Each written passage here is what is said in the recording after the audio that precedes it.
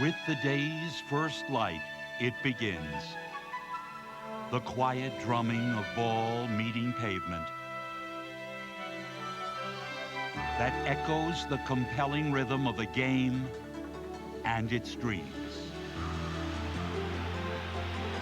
There he goes. He goes in straight, goes up in the air. Now he's sideways. Look at the air.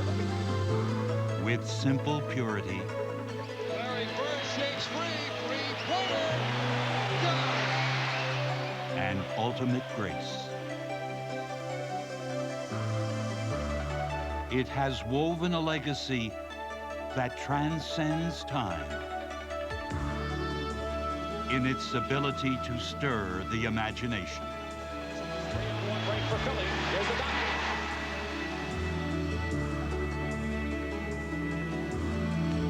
Here goes Maravich. Earl, top of the key. Monroe tries, shoots. It is the game of basketball in its highest form. Right hand, 12-footer, good. HBO Sports and NBA Entertainment present History of the NBA. Whether it's played on the asphalt of the inner city or the well-tended wooden floor of a professional arena, basketball is both sport and spectacle. Hello, I'm Pat Riley. Like the game itself, the history of the NBA is one of contrasting images. It's a story of both enduring tradition and remarkable, often breathtaking evolution. And as we marvel today at the aerial majesty of Michael Jordan, the ball-handling magic of Irvin Johnson, and the uncanny instincts of Larry Bird, it's almost difficult to believe that it all began simply with a ball like this and a peach basket.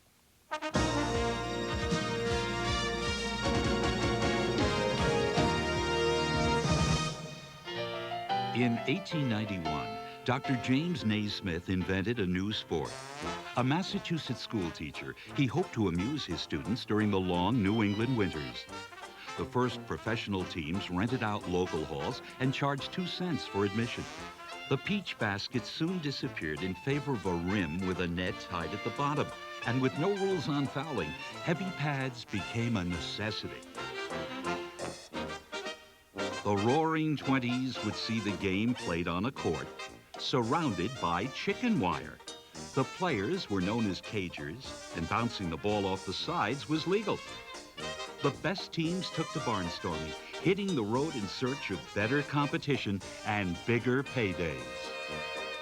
The premier team of the time was the original Celtics from New York, featuring the likes of Dutch Denner, Matt Holman, and Joe Lapchick. They pioneered the use of a pivot man in the middle and introduced the zone defense, as they won 2 professional championships in the late 20s.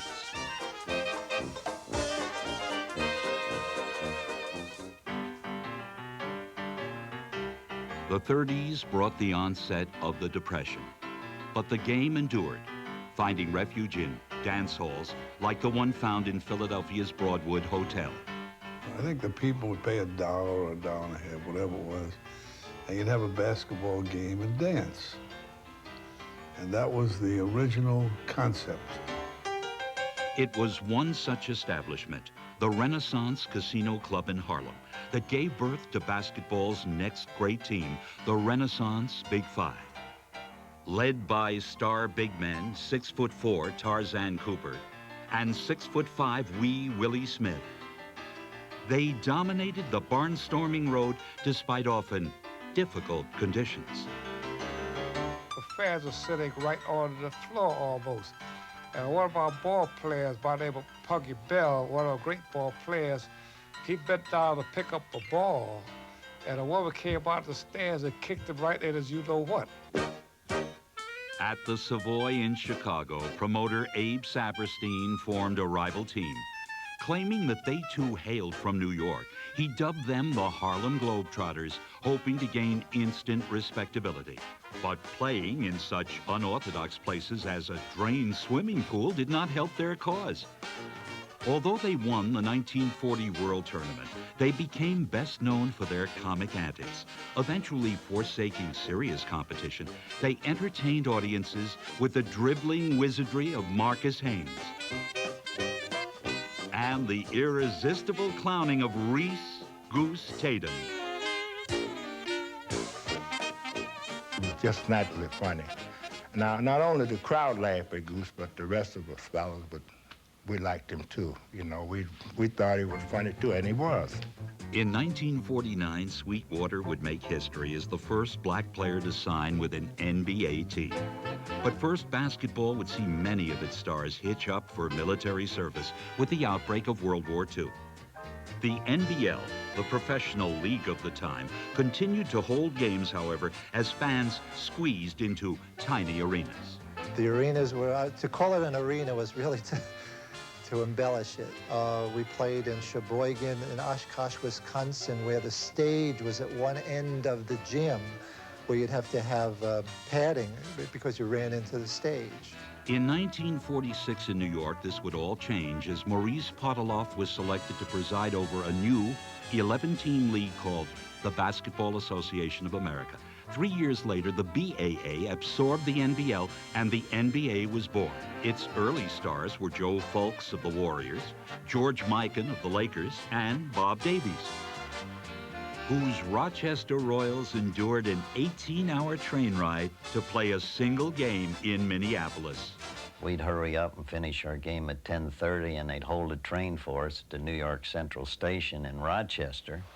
We'd get into Chicago about 7:30 in the morning, have breakfast, and catch the Hiawatha to Minneapolis at 9 o'clock, get in there at 3:30, get something to eat quick, and go out to the gym and play the game.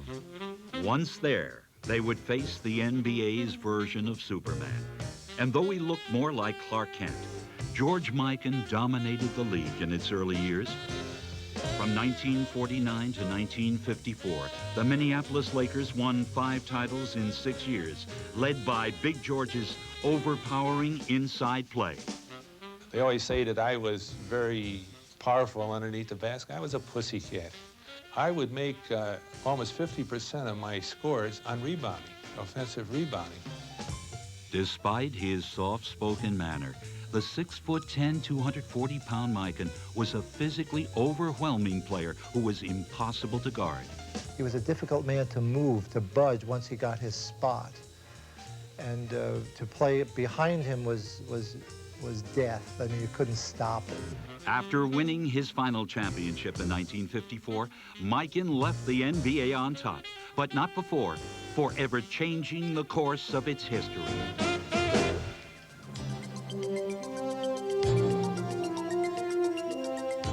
When George Mikan retired, the NBA lost its first true superstar.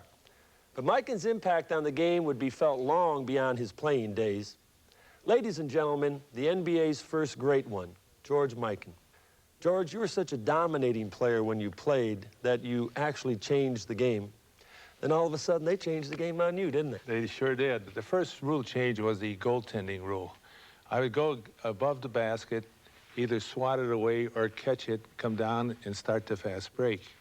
The second rule change was when they widened the lane underneath the basket from 6 feet to 12 feet. One of the most important rule changes was the 24-second shot clock, and it was because of that 19-18 game against the Fort Wayne Pistons. Would you talk about that? Well, the Fort Wayne team stalled on offense. They would not shoot. They would not move the ball forward. And I'll never forget the game because it was a father-son game and the place was packed, and we were trying very hard to make a game out of it. And so it came down to the final minutes. Larry Faust was the center for Fort Wayne. And in the last play of the game, he went up, and I was told, don't foul him. We're 1 point ahead. He went up for the shot. I went up to block it. It rolled off my hand, and it went in off of my hand. And did I get it from our players? Tell me about this. I know a lot of people would like to know. I would like to know. Why number 99? Well, you know, I was never 100%, and I always liked the wholesale price of 99. No retail? No retail. Well, I'll tell you what. You sold retail back then, George. You were great. Thanks for being here. In the post-Mikan years, the game style of play would change dramatically, and a team perfectly suited to its quickening pace would come to dominate the NBA, establishing a standard of excellence by which all other great teams would be measured.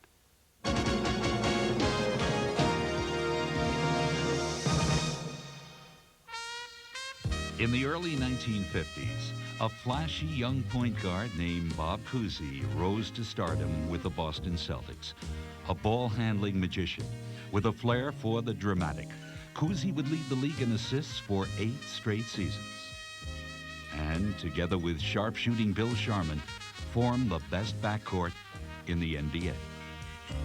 But it wasn't until the Celtics acquired the rights to one William Felton Russell that the most celebrated dynasty in all of professional sports was born.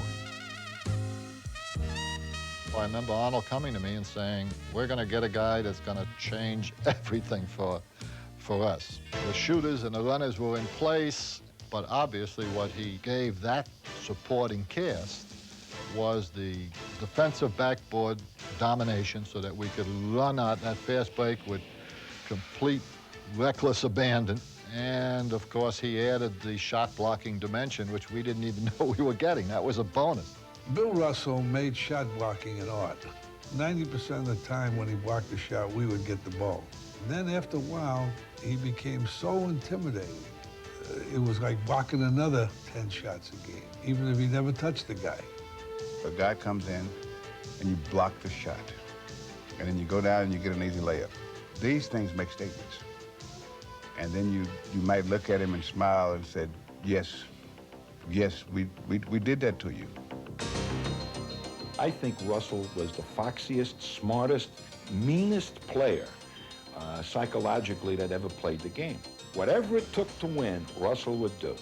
With Russell dominating at both ends of the court, the Celtics overwhelmed Bob Petit and the St. Louis Hawks for their first NBA championship. I can remember playing against him in the fourth quarter, and I went in for 4 layups in the fourth quarter. He blocked the first 2, and I missed the next 2 looking for him. A year later, Petit would have his revenge as the St. Louis Hawks upset Boston in 6 games to become the new NBA champions. But for the Celtics, the competition was only getting stronger. With the arrival of Elgin Baylor in 1958, his Los Angeles teammate Jerry West in 1960, and Cincinnati's Oscar Robertson, the only player in history to average a triple-double for an entire season. But the one player who towered over all the others was Philadelphia's Wilt Chamberlain. He was just unique. There's not a player center playing today that could stop Wilt Chamberlain scoring. Unquestionably, the greatest offensive force the NBA has ever seen. Chamberlain would average over 50 points a game in 1962, including a record-shattering 100 points against the New York Knicks. But it was his one-on-one duel with Bill Russell by which Chamberlain's greatness would ultimately be measured. It may have been a duel for Russell to have to worry about trying to stop Wilt Chamberlain, but I had to worry about playing against the Boston Celtics. Though Chamberlain would routinely outscore Russell in their head-to-head confrontations, it was Russell and his teammates who would find a way, year after year, to win the championship, ultimately becoming the first and only team in professional sports to win 6 consecutive titles. I used to tell him, you're a world champion. You're a member of the greatest basketball team in the world. I said, isn't that a lot of fun? I said, so let's go out and get the job done. We got the players, let's win it again. After coaching the Celtics past the Lakers for 2 more championships, Red Auerbach in 1966 lit his final victory cigar. All right, Casey with the ball, gets surrounded, 1 second. Is it? It's all over. Havlicek got the pass and he gets mobbed. It's all over. For the Celtics, it seemed as if the time to celebrate might be over. They were an aging team, and the powerful 76ers were waiting in the wings. The greatest team, without a doubt, was the Philadelphia 76ers of 66, 67. I think our first 44 games, we were 41-3. With Chamberlain in the middle and a cast of all-stars surrounding him, the 76ers would crush new head coach Bill Russell and his Celtics in the 1967 Eastern Conference Finals on the way to their first NBA title. The thing that I'll remember most is being in Convention Hall. We lost the series, I think, 4-1. And when they knew they had it in the bag, the fans started chanting, "The Celtics are dead, the Celtics are dead, the Celtics are finally dead." But the Celtics were not dead. Guys like Satch and Havlicek, these guys wanted to win every game, every year. Relying less on talent than on desire, the Celtics would recapture the title the following season. But in 1969, a weary and often injured team faced nearly insurmountable odds, defending it against a Laker team with newly acquired Wilt Chamberlain in the middle. But these Celtics had pride and history on their side. I think probably subconsciously, some of the players were thinking about each time we played the Celtics, wondering in their mind if they could beat the Celtics or not. I always thought that we could beat them. We didn't, but I always thought we could. Ironically, though Jerry West would be voted series' most valuable player, the 1969 finals belonged to the Celtics, who defeated a more talented Laker team with hustle, with intelligence, and in the final moments, the luck of a bounce. Of all the ones we lost, that was the one that really hurt the most. It was the Celtics' 11th championship in 13 years, an accomplishment so monumental that it left even Bill Russell, their elder statesman and spiritual leader, at a loss for words. Chris, I'm here with Bill Russell. Bill, this must have been a great win for you. Exactly.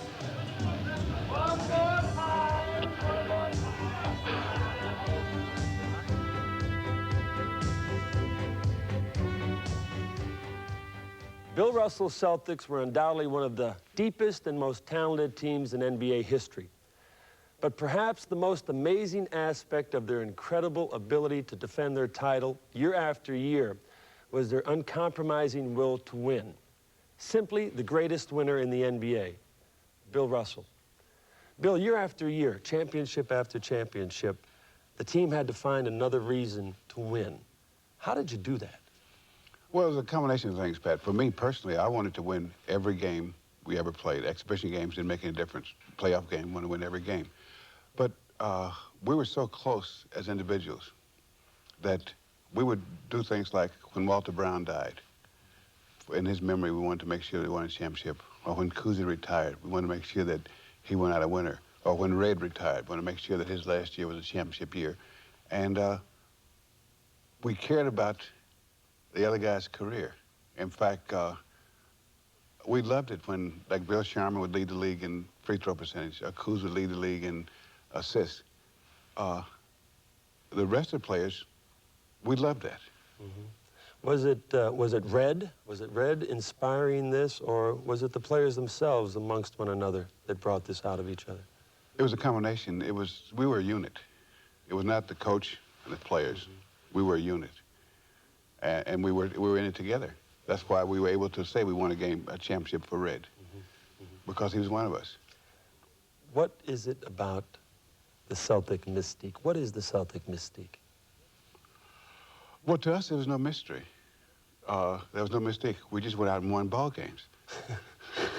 All the time? Well, we tried. Well, like I said, we tried to win all the time. But I think that probably the one thing that made us win so consistently was we had players that understood the game and understood why we were winning. And so that when times come to win, if you know how and why you do things, you do those things. Well, you inspired a lot of us, most importantly me. Thanks for being here, Bill. Oh, it's a pleasure, Pat. In many ways, Bill Russell's retirement in 1969 marked the end of an era. The Celtic dynasty was over, and a new generation of imposing big men would now collide in the quest to lead their teams to a title.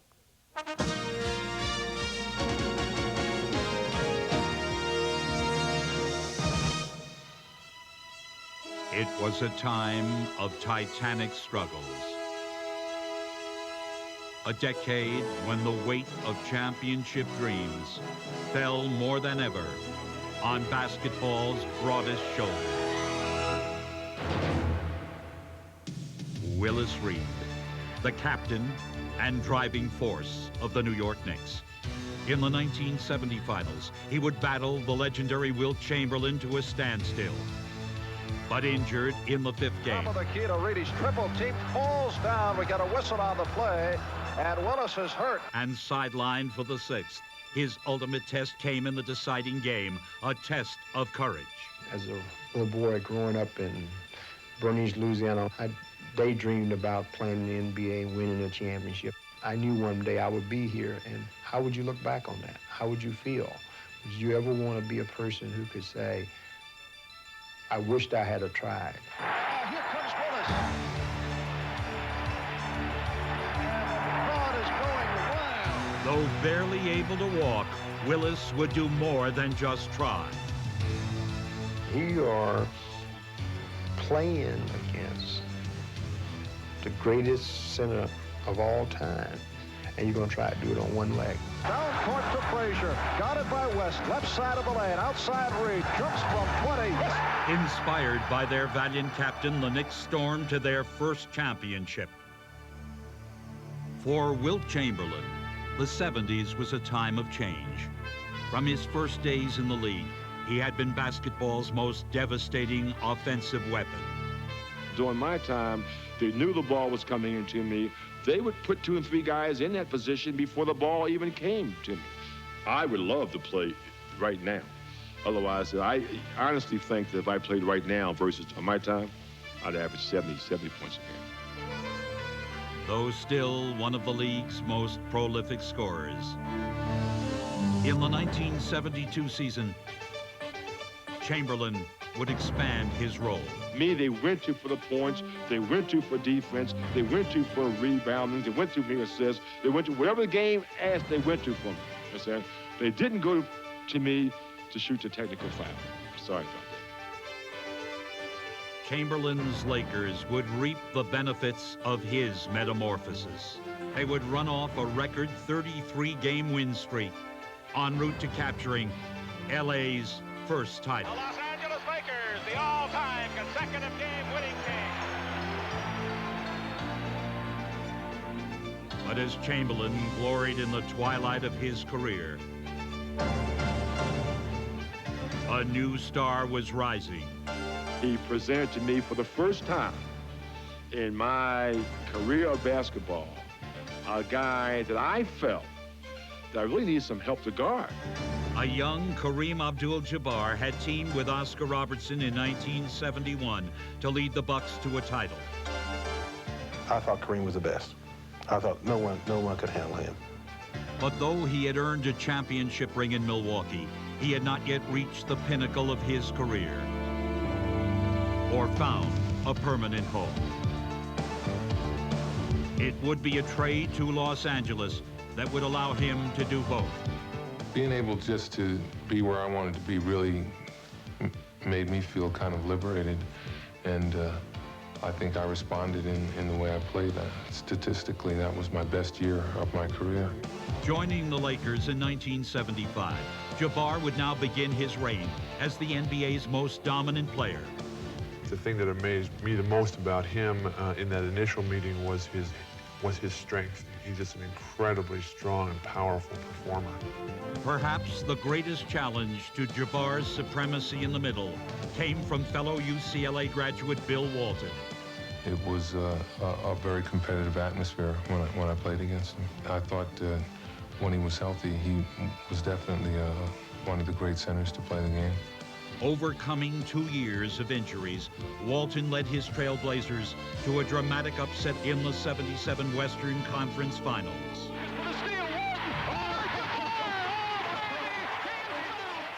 In the finals, Dr. J and the 76ers would also fall victim to Portland's playoff magic as Walton and the Blazers triumphantly capped their Cinderella season.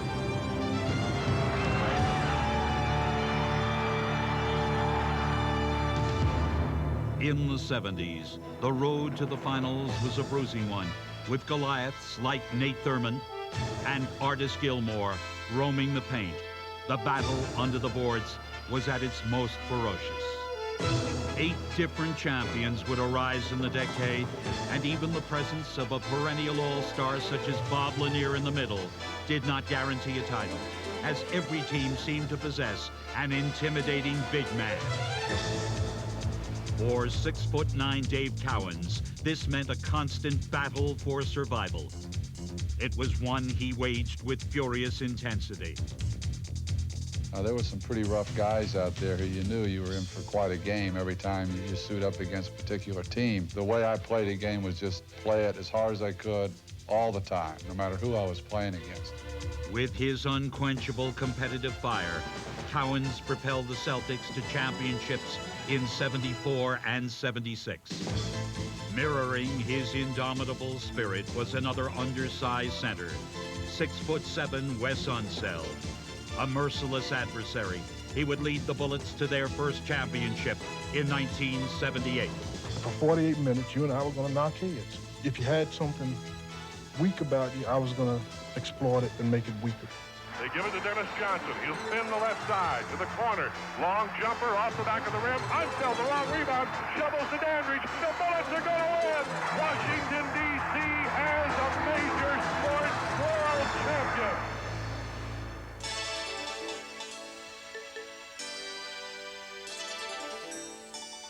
Of all the heralded big men that rose to prominence in the '70s, one would transcend this golden era of centers.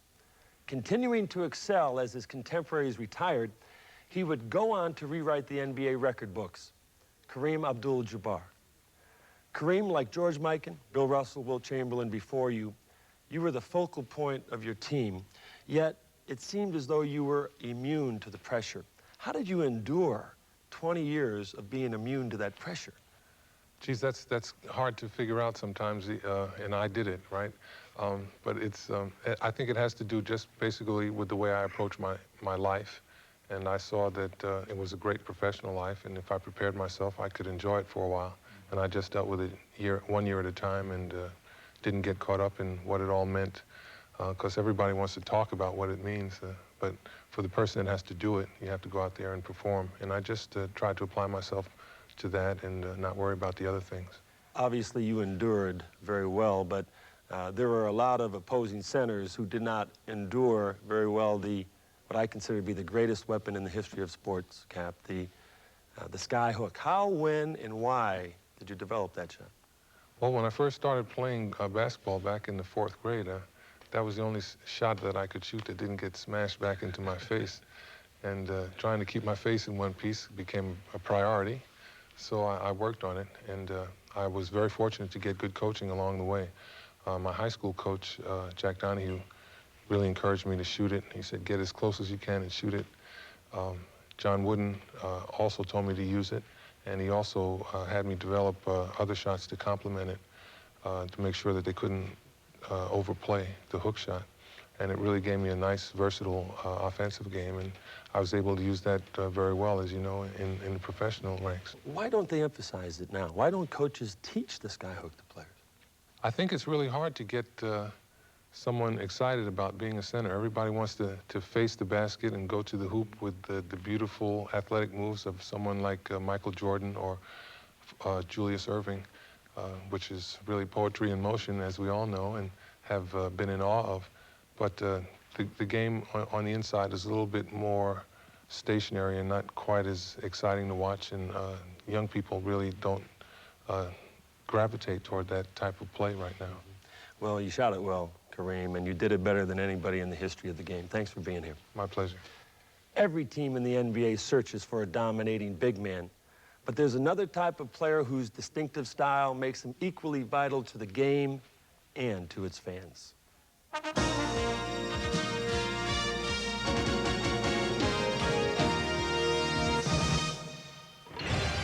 With every spellbinding move, with every heart-stopping play,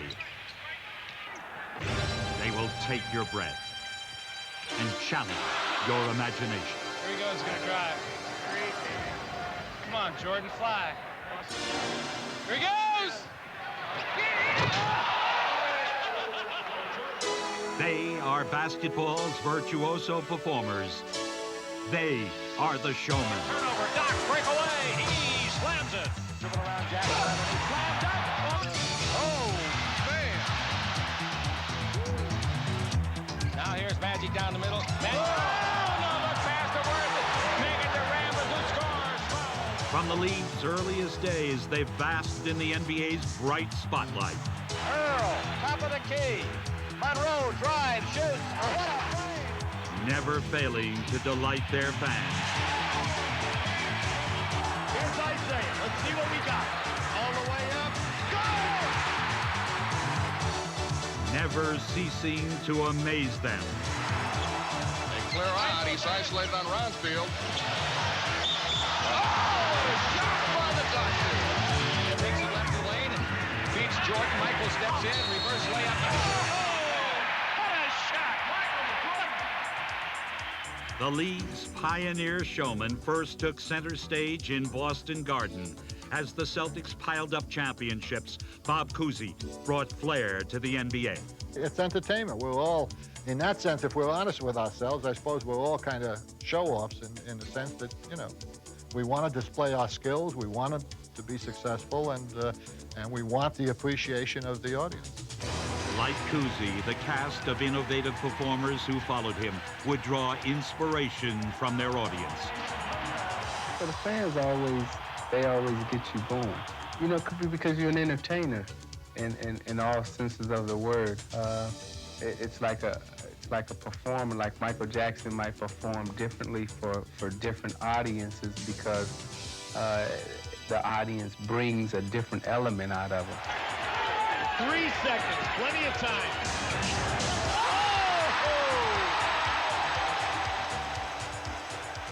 One of the things I learned early in my career, even in college, was how to play to the crowd. And it was very important to me to have the crowd on my side because, you know, it just made my juices flow. When the Pearl's juices flowed, the spectacular usually followed. The things that I did on the court, a lot of times they were instinctive, but at the same time, I basically knew exactly what we were doing. For big men, the standard of basketball artistry was set by Connie Hawkins. I established my style probably after playing with the ABL, then got to the Globetrotters and learned how to do a lot of dribbling and controlling the basketball. The Hawk took front court showmanship to new heights, but it would be another high-flying forward who would truly bring aerial acrobatics into vogue.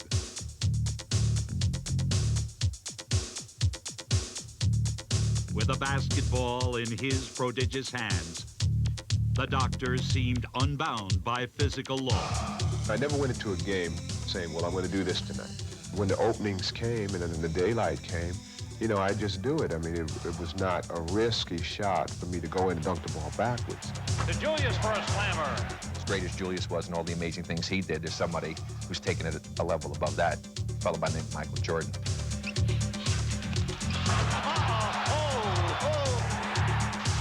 He kept it in bounds. Here it is again.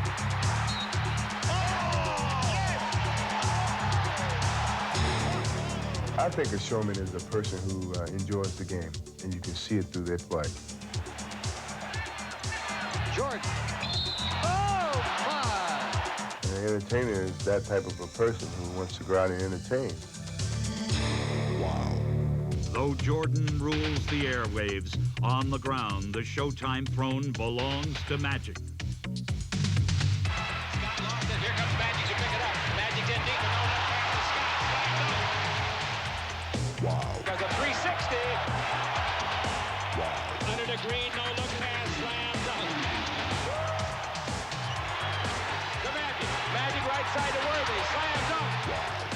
three-pointer by Bill. The Notre Dame shot is an air ball taken by Magic. He throws to the other end. You come to give them a show, if at all possible, while you're playing. But perhaps the most sensational showstopper of all was Pistol Pete. Maravich was unbelievable. I think he was like sort of ahead of his time in the things that he did. An electrifying performer, Maravich routinely did the miraculous. He could do things with the basketball that I've never seen anybody do. And no one since has done them any better. Best showman of all time.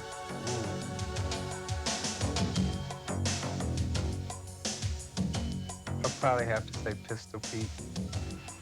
In every player who knows the thrill of bringing the fans to their feet, his legacy lives on.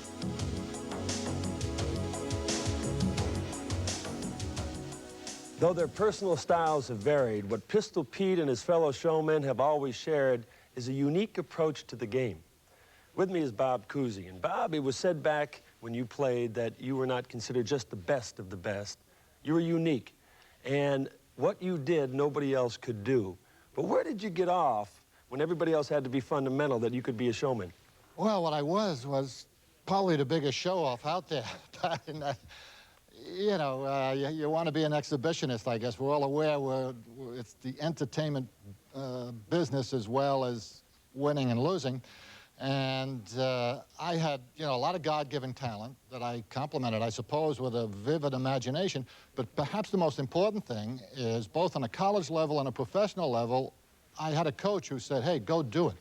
As a coach, I talk a lot about this fine line between pattern and spontaneity. How much did Auerbach talk about that? Well, Auerbach was never an X and O guy. So if we never ran any pattern, any half-court set, but focused completely on a transitional game, he was happy. That puts the points on the board, and it gives you the best selection in terms of shots. So, and he was a showman as well. You know, that whole cigar shtick we all remember well. And so he related to that stuff. He knew that you had to win. That's the way to get people in. But you had to do it in an exciting and a spectacular way. Of all of the magnificent moves, was there any one in a big game that backfired? Oh, God, we don't have enough time, Pat. What do we have, 2 minutes here? No. Anytime you're focusing on unorthodox maneuvers, you know, a lot of them not going to work. The thing to remember, if you're an athlete, is, you know, not to be insecure. And just because a couple backfire, it's like shooting. You miss your first 5, the shooter goes after the 6th and 7th immediately, and passing is the same thing. Don't be inhibited, and don't be frightened by throwing a few away, because eventually your talent will come to the fore. Well, Bob, obviously yours did. Thank you for being here. Of all the magnificent showmen who left their mark on the NBA, few have had a greater impact than a charismatic young point guard by the name of Earvin Magic Johnson. In 1979, he would make his highly publicized entrance into the league, and along with another heralded rookie, begin to dramatically reshape NBA history.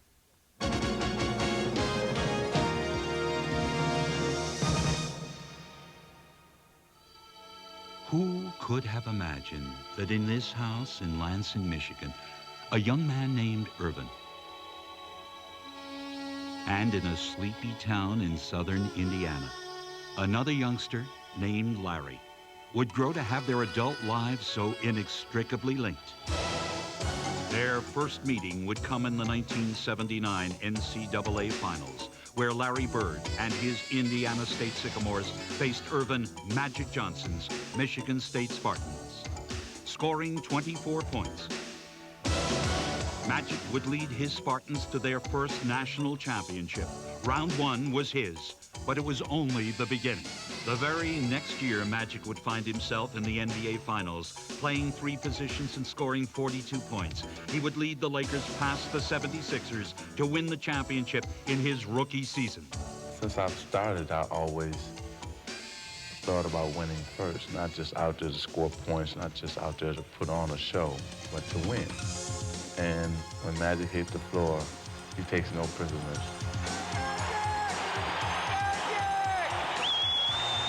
In 1982, Magic would lead the Lakers to another title, igniting them with his passionate play. he still is an enthusiastic player. That is one thing that won't change about him. He plays with a lot of emotion, a lot of heart.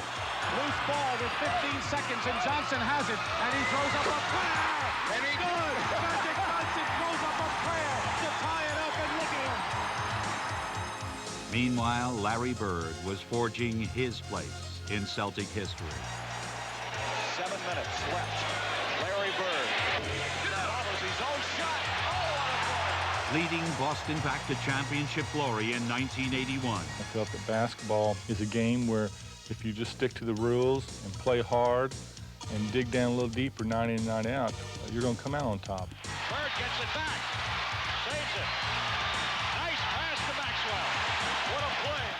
There's a lot of players in this league that can score the first 3 quarters of the game. If you get down in the 4th quarter when you need a basket, you can separate the men from the boys. And it's been like it ever since I've been in the league.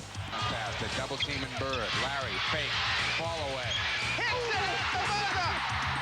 All right! Their NBA championship showdown would finally come in 1984. And Larry Bird was determined that this long-awaited rematch would belong to him. James finds an open Bird. Takes Rambit. 1 second. It's not. 5 years after their first confrontation, Here's Larry Bird. Chucking down the court. Bird had his revenge as he led the Celtics to a climactic Game 7 victory. That man can play that game of basketball. I think the one key ingredient to making us, each of us, a good basketball player is that we come to win every night. The following year, it would be Magic's turn, as the Lakers became the first visiting team in history to win a title in Boston Garden. Theirs was a rivalry that captivated the sports world, but as they ushered the NBA into a new era, another one was ended. In 1987, Julius Erving would bring his illustrious career to a close, but not before teaming with Moses Malone in 1983 to bring his 76ers a championship. The Doctor would leave behind an emerging group of young superstars who would join Magic and Bird in reshaping the face of the NBA.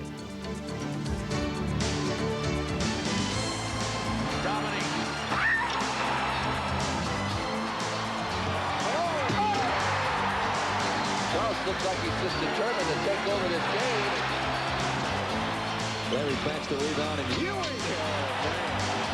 Harris. This is but Elijah with the big offensive follow. These guys admired the guys before them and made it a piece of the part of their game today, which is advanced basketball tremendously. And further down the road, you're going to see the same thing. And boldly leading basketball into the future will be Michael Jordan. Jordan on the move, in from the right, reverse layup. Oh! The Bulls beat the pressure. Jordan from Vincent. Look out! And Ewing wants the ball and gets it.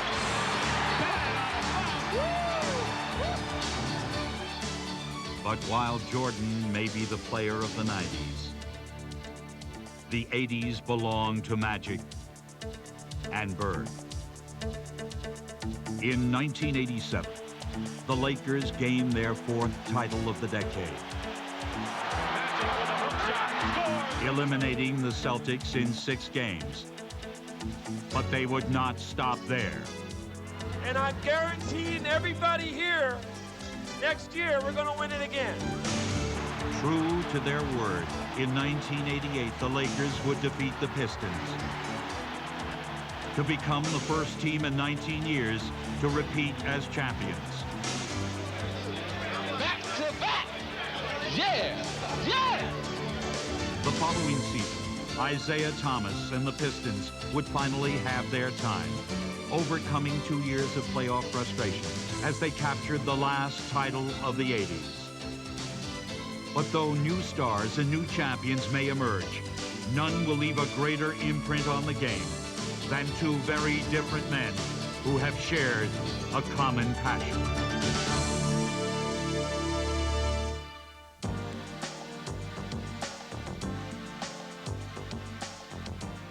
In the 1980s, the NBA thrived as never before. But as the decade began, nobody could have foreseen the phenomenal renaissance that it was about to experience. And the reason? Earvin Magic Johnson. Earvin, you came into the league as a 20-year-old, wet-nosed rookie. And did you ever think it was going to turn out like this? Did you ever dream it was going to be like this? Not out of my wildest dreams. You know, we're sitting here in these tuxes and talking about the history of the NBA. I just wanted to come in and win. And if winning could bring me all this, then fine. But I'm still dreaming. I'm still living that fairy tale life, and I hope I never wake up.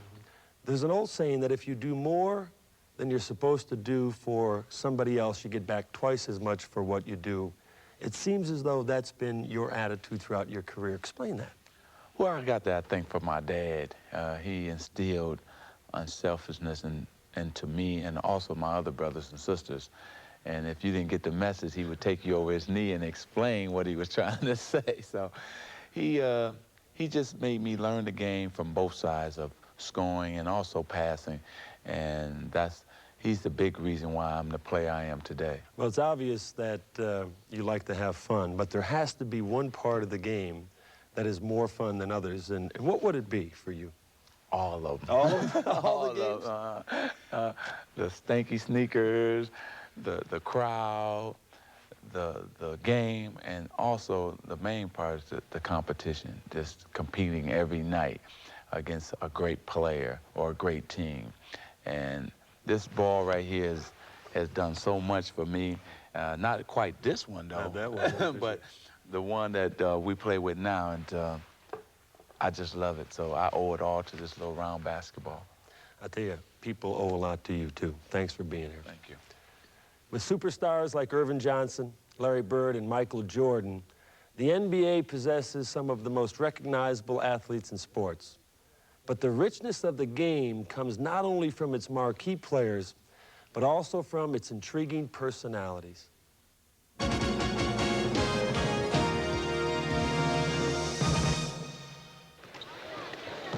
Why are you following me? Get away from me. It's not nice to be spying on people. They are full of surprises. What a hot dog move. Put a little mustard on him. I don't know what happened to me. It wasn't my fault. Referee was picking on me. Well, tell him to shut up. They are calm, cool, and always collected. They are the NBA's colorful characters. These three don't look like the Three Stooges. I've never seen them. Have you ever seen anything funnier than this? And they are the undisputed favorites of the fans. You pay for that seat? All right, keep talking then. I just don't like to hear from the freebies. When you mention Frank Layton, it's funny. I mean, the guy's a funny guy. He's one of the funniest guys you could ever want to meet. I mean, he's a sick guy to start off with. A drink of water? Okay, I taste it first. You want to taste it? Yeah. How do I know somebody didn't put something in it? You know what? There should be more fun. There really should. I think there should be more interaction. You know, sometimes you got to have the fans are part of it.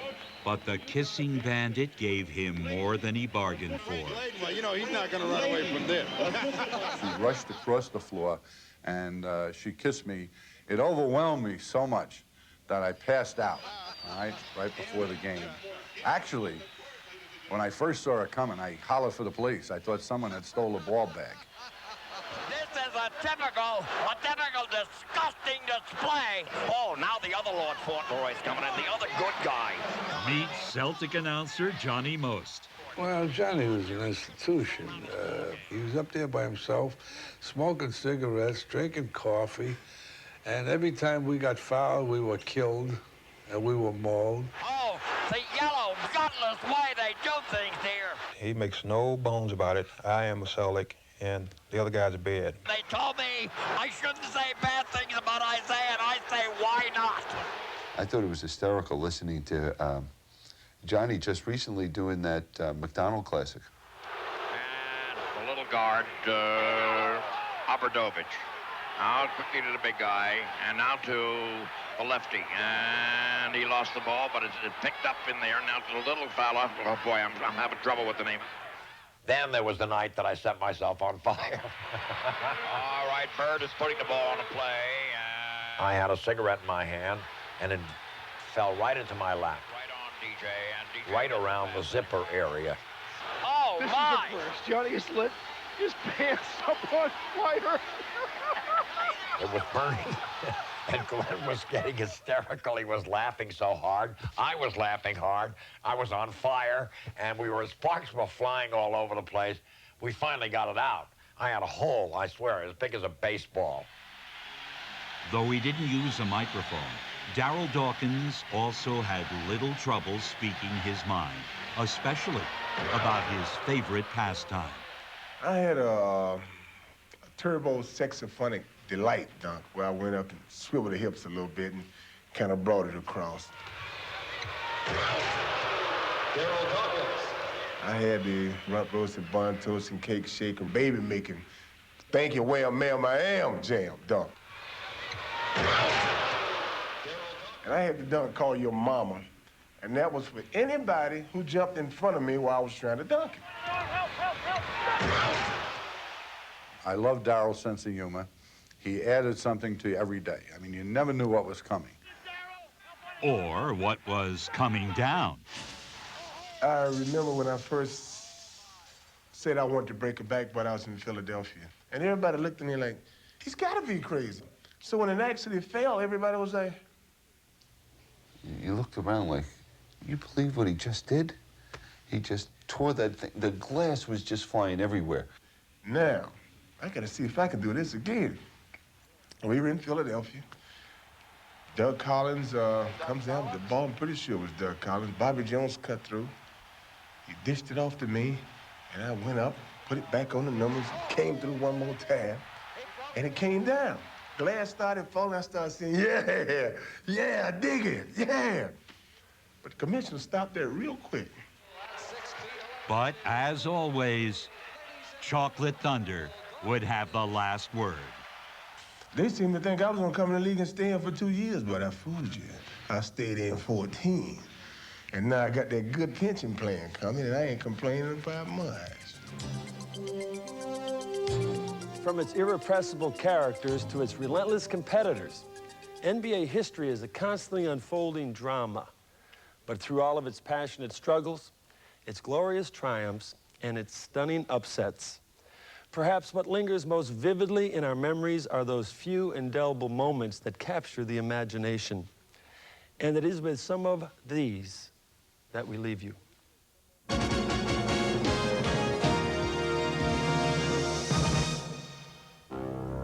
There will be a period of orientation for me, of course, like it is for every newcomer in the NBA, but I think in the long run I'll be able to handle myself man-to-man with almost anyone in the league.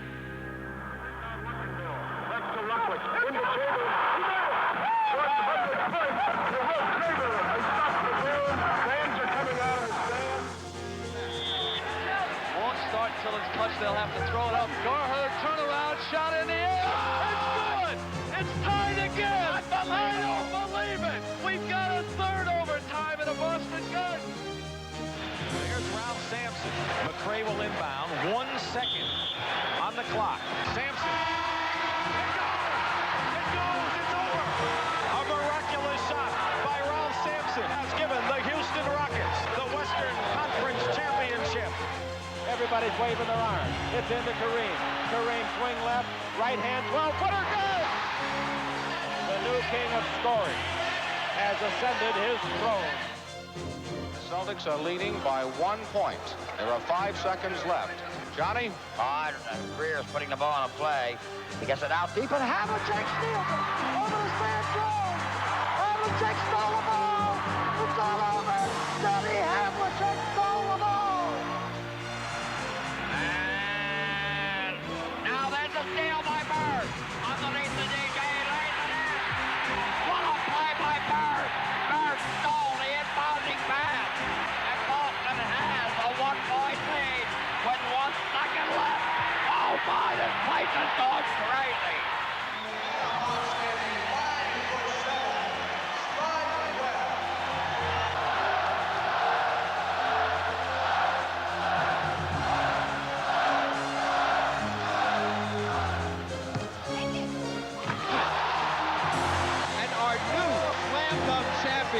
An incredible upset. Bud Webb. 25 seconds remaining, has only 7, has to be 15. That's 8, make it 9, and 10, and 11 as we're counting, 13. Huge rack that time for Bird. He's still got to drop one here quickly, 14. This is a tie for the money. Yo! Larry Bird! 100 to push a shoot. Hit with 3 seconds to go. 2 seconds, 1 second.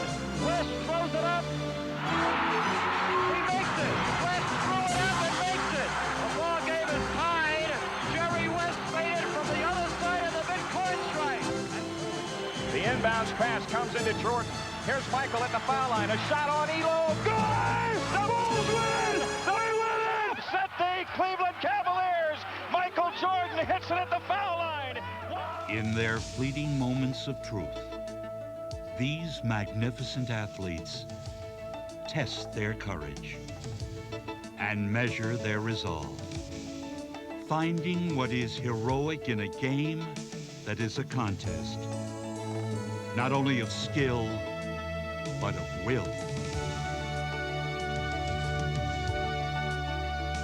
And while it is their physical grace that we come to marvel at, it is their unconquerable spirit that captures our hearts.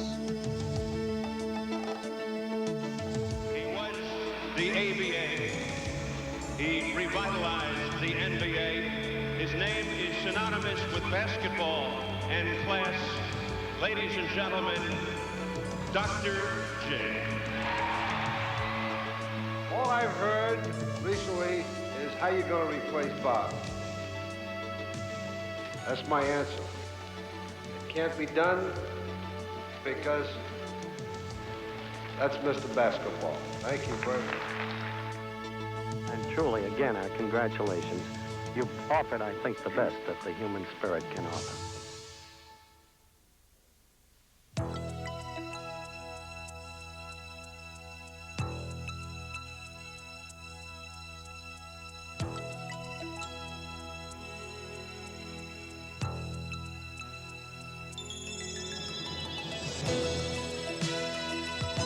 Frazier, top of the key, outside the Busher, in the corner Frazier, he drives, come on in for a jump, yes!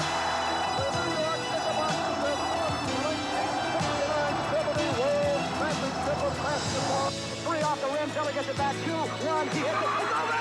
It's over! The Milwaukee Bucks are champions of the world! The Milwaukee Bucks are the world champions!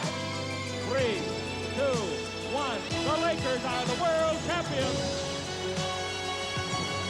The Boston Celtics have won the World Championship in 1974. The ball game is over, and now the Golden State Warriors are champions of the world. The Portland Trailblazers have won the World Championship. Warm up the fat lady. The Washington Bullets have won it all in 7 games.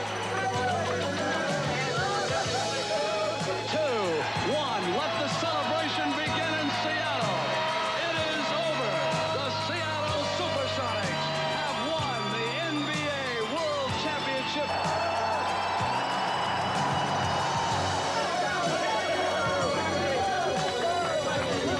World champion 1984 Boston Celtics.